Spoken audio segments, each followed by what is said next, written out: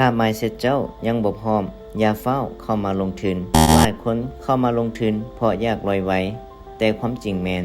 ตลาดบ่ได้ให้เงินกับคนที่อยากรวยไว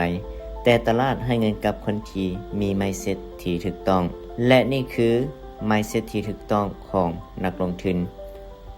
1. เบิ่งการลงทุนเป็นระยะยาวนักลงทุนที่ประสบความสำเร็จบ่ได้คิดรวยในมื้อเดียวแต่คิดสร้างความมั่งคั่งในอนาคต 2. ยอมรับการขาดทุนได้การขาดทุนแม่นส่วนหนึ่งของการลงทุนคนที่สำเร็จบ่แม่นคนที่บ่เคยแพ้แต่แม่นคนที่เรียนรู้จากความผิดพลาด 3. บ่ใช้อารมณ์ตัดสินใจความย้านและความโลภแม่นศัตรูของนักลงทุน 4. เรียนรู้อยู่ตลอดเวลาตลาดการเงินเปลี่ยนแปลงทุกมื้อ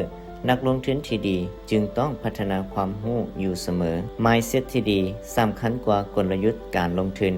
ถ้าเจ้ามี mindset ที่ถูกต้องเงินจะค่อยๆเติบโตไปพร้อมๆกับประสบการณ์แต่ถ้า mindset เจ้ายังบ่พร้อมแน่นอนเจ้าจะเสียเงินให้กับการลงทุน